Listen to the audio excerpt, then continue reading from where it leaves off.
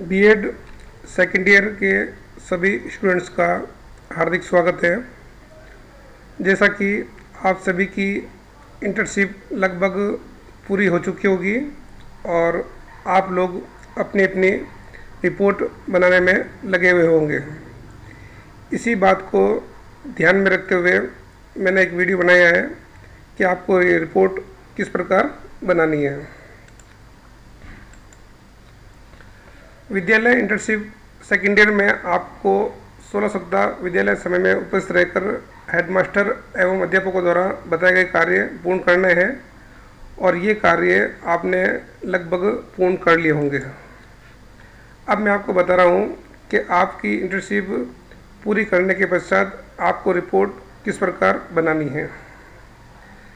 सबसे पहले ये बात ध्यान रखें, ये जो हमारी रिपोर्ट है ये रिपोर्ट दो भागों में बनेगी। पहला भाग होगा हमारा रिपोर्ट का, जिसमें आपने 4 महीने तक विद्यालय में रहकर, स्कूल में रहकर क्या अवलोकन किया, उन बिंदुओं के ऊपर आपको रिपोर्ट बनानी है। रिपोर्ट का वो पहला भाग। उसके बाद रिपोर्ट के दूसरे भाग के अंदर आपको वो बातें लिखनी है जो जय नारायण व्यास विश्वविद्यालय के सिलेबस में बताई गई है। वो आपको मैं अगली स्लाइड में बताऊंगा। सबसे पहले हमें ये ध्यान रखना है, हमारी रिपोर्ट के अंदर ये जो स्लाइड दिखाई जा रही है इसमें 1 से लेकर 13 आपको डॉक्यूमेंट दिखाए गए हैं। इन डॉक्यूमेंट को आपको स्कूल में रहकर आपने अवलोकन किया होगा और अवलोकन करने के बाद इनको रिपोर्ट में आपको प्रस्तुत करना है। उसके पश्चात राज्य सरकार ने 16 सप्ताह का एक टाइम टेबल जारी किया था। उस टाइम टेबल के अनुसार आपको प्रत्येक सप्ताह में क्या क्या कार्य करने हैं वो स्लाइड में दिखाया जा रहा है। प्रथम सप्ताह, द्वितीय सप्ताह, तृतीय और चतुर्थ। जैसे प्रथम सप्ताह में आपको नियुक्ति पत्र, कार्यक्रम की रिपोर्ट, प्रार्थना सभा, अवलोकन, रजिस्टर संधारण इत्यादि के बारे में जानकारी दी गई है। दूसरे सप्ताह में आपको पाठ्य पुस्तक का समालोचनात्मक विश्लेषण करना है, सरकार के द्वारा चलाई गई विभिन्न योजनाओं की जानकारी प्राप्त करना है, योग एवं स्वास्थ्य शिक्षा से संबंधित विद्यालय में होने वाले कार्यक्रमों का विवरण लिखना है। ठीक इसी प्रकार तीसरे सप्ताह में विद्यालय में होने वाली विभिन्न परीक्षाओं की व्यवस्था का अवलोकन, रजिस्टरों का संधारण, छात्रों के रोल नंबर इत्यादि के बारे में जानकारी प्राप्त करना। और चौथे सप्ताह में आपको नवाचारों के 5 पार्ट बनाने हैं। इसी तरह दूसरे महीने के पहले सप्ताह में समय विभाग चक्र, कालांश व्यवस्था और दूसरे महीने के दूसरे सप्ताह में शाला दर्शन, शाला दर्पण के प्रपत्रों के बारे में जानकारी प्राप्त करना। तीसरे सप्ताह में प्रगति पत्र, ग्रीन शीट भरना, एक्शन स्टेट्स के बारे में जानकारी प्राप्त करना। और चौथे सप्ताह में SUPW, NSS विज्ञान क्लब, विज्ञान मेले का संचालन, अवलोकन इत्यादि करना है। उसके पश्चात तीसरे महीने के प्रथम सप्ताह में रोकड़ संधारण केस बुक, दूसरे सप्ताह में SIQE प्रोजेक्ट पर जानकारी प्राप्त करना, तीसरे सप्ताह में परीक्षा संचालन परख करवाना, चरित्र प्रमाण पत्र बनवाना और चौथे सप्ताह में केस स्टडी, क्रियात्मक अनुसंधान का सर्वे, परिणाम और आकलन की रिपोर्ट बनाना। उसके पश्चात चौथे महीने के प्रथम सप्ताह के अंदर यात्रा एवं चिकित्सा विपत्र, समावेशी शिक्षा के लिए शिक्षण कार्य की रिपोर्ट, दूसरे सप्ताह में SDMC का अवलोकन, PTMC अध्यापक अभिभावक समिति की गठन और रजिस्टरों का संधारण करना, तीसरे सप्ताह में विद्यालय में खेलकूद संबंधी व्यवस्था देखना, विभिन्न प्रतियोगिताओं के आयोजन में भागीदारी और उनका रिकॉर्ड रखना और चौथे सप्ताह में मननशील रिपोर्ट विद्यालय के शैक्षणिक और शैक्षणिक सभी पहलुओं को सम्मिलित करना। इस प्रकार आपको 16 सप्ताह जो कार्य बताए गए हैं, इन कार्यों को आपने देखा भी होगा और करा भी होगा।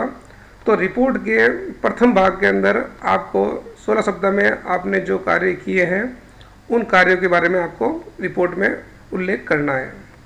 उसके पश्चात रिपोर्ट का जो दूसरा भाग है उसके अंदर आपको इन 7 बिंदुओं के आधार पर रिपोर्ट लिखनी है।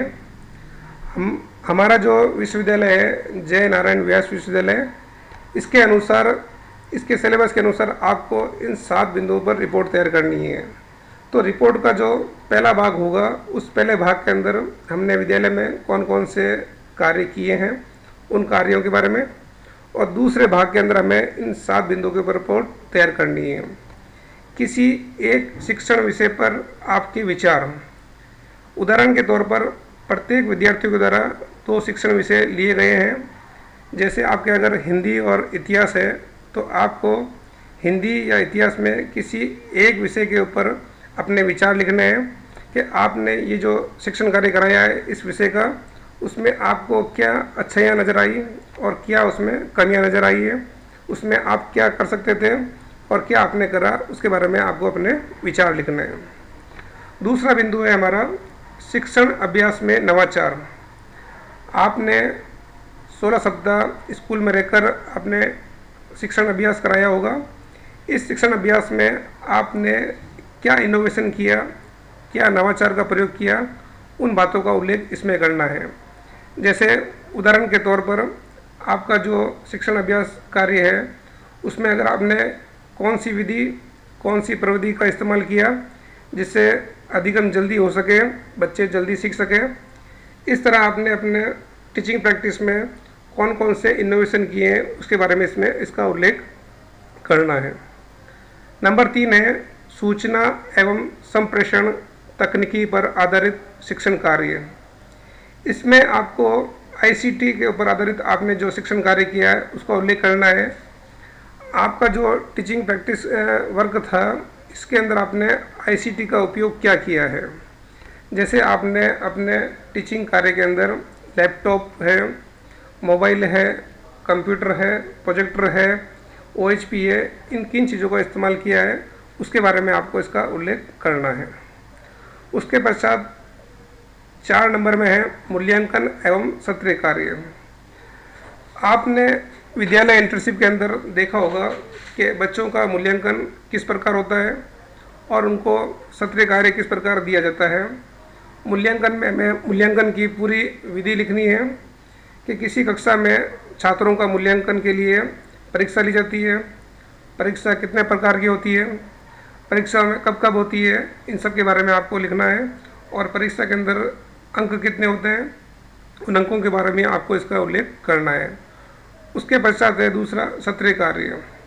छात्रों को पूरे वर्ष किस प्रकार का सत्रीय कार्य दिया जाता है और किस प्रकार सत्रीय कार्य को जमा किया जाता है और उससे बच्चों को क्या फ़ायदा मिलता है उसके बारे में आपको रिपोर्ट में उल्लेख करना है। नंबर 5 है आपके द्वारा इंटर्नशिप में आई कठिनाइयाँ। 16 सप्ताह विद्यालय में रहकर आपको अनेक परेशानियों का सामना करना पड़ा होगा।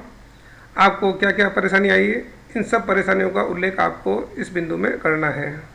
उदाहरण के तौर पर विद्यालय में भवन किस प्रकार था, शिक्षण कार्य में आपको क्या कमियां नज़र आई, लैब वगैरह, प्रयोगशाला, पुस्तकालय, फर्नीचर इत्यादि अनेक बातों का इसमें उल्लेख करना है कि आपको क्या क्या परेशानी का सामना करना पड़ा। उसके बाद है नंबर 6 शिक्षण अधिगम को सुधार हेतु सुझाव। एक अध्यापक का सबसे महत्वपूर्ण कार्य होता है बच्चों को शिक्षण कार्य करवाना, और शिक्षण का दूसरा उद्देश्य होता है बच्चे इसको सीखें और अधिगम बच्चों का अच्छा हो। तो आपको शिक्षण अधिगम को अगर सुधारना है तो उसके लिए आपके क्या सुझाव हैं, आपके किन सुझावों से शिक्षण अधिगम बेहतर हो सकता है और छात्र जल्दी सीख सकते हैं, उन सुझाव का उल्लेख आपको इस बिंदु में करना है। उसके पश्चात एक विशेष छात्र का पोर्टफोलियो निर्माण। वो छात्र प्रतिभाशाली या मंदबुद्धि कोई भी हो सकता है। इसमें आपको किसी भी कक्षा के एक विशेष बालक का चयन करना है। चयन करने के बाद उससे संबंधित समस्त सूचनाओं को इकट्ठा करना है। इकट्ठा करने के बाद उसका विश्लेषण करना है और विश्लेषण करने के बाद आपको रिपोर्ट लिखनी है कि किन कारण से बच्चा प्रतिभाशाली है और किन कारणों से बच्चा मंदबुद्धि है और उसकी परेशानियों को किस प्रकार दूर किया जा सकता है। इन बातों का इसके अंदर आपको उल्लेख करना है।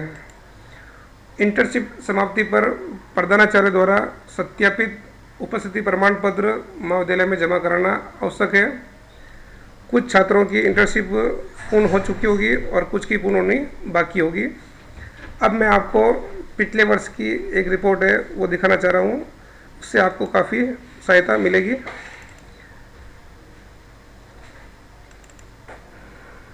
द्वितीय वर्ष के अंदर जो प्रोजेक्ट रिपोर्ट है उस रिपोर्ट में आपको क्या करना है और किस प्रकार बनानी है, ये मैं आपको कुछ दिखा रहा हूँ। उसको देखकर आपको काफ़ी जानकारी प्राप्त होगी। हिंदी में मेरे पास एक रिपोर्ट है, ये मैं आपको दिखा रहा हूँ।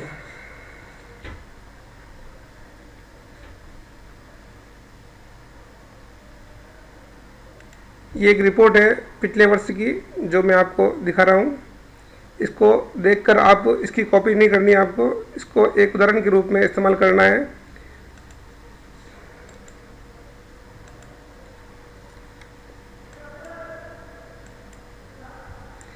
जिन गतिविधियों में आपने जो गतिविधियाँ की है उन गतिविधियों में अगर फोटोग्राफ्स हैं तो फोटोग्राफ्स भी लगाएं। विद्यालय के स्टाफ का सूची लगाएं। विद्यालय में भवन की जानकारी की सूची लगाएं।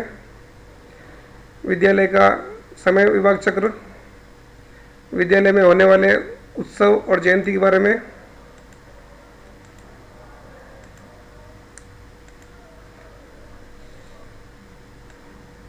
सबसे पहला जो हमारा बिंदु था शिक्षण कार्य पर आपके विचार, उसके बारे में।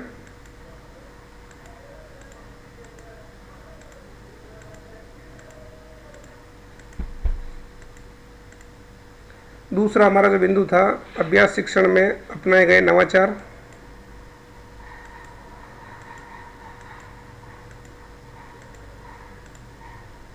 तीसरा हमारा जो बिंदु था शिक्षण कार्य में सूचना एवं संप्रेषण तकनीकी का प्रयोग।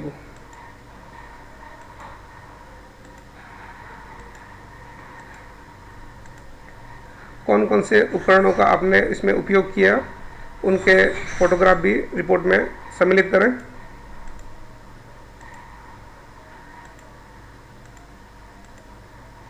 उसके बाद हमारा नेक्स्ट बिंदु था इंटर्नशिप में आई समस्याएं और उनका सामना।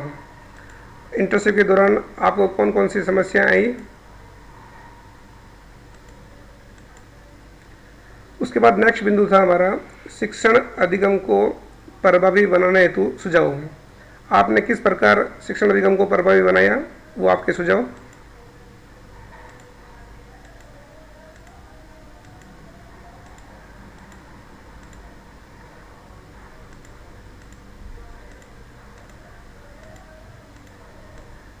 उसके बाद अंतिम जो बिंदु था हमारा पोर्टफोलियो।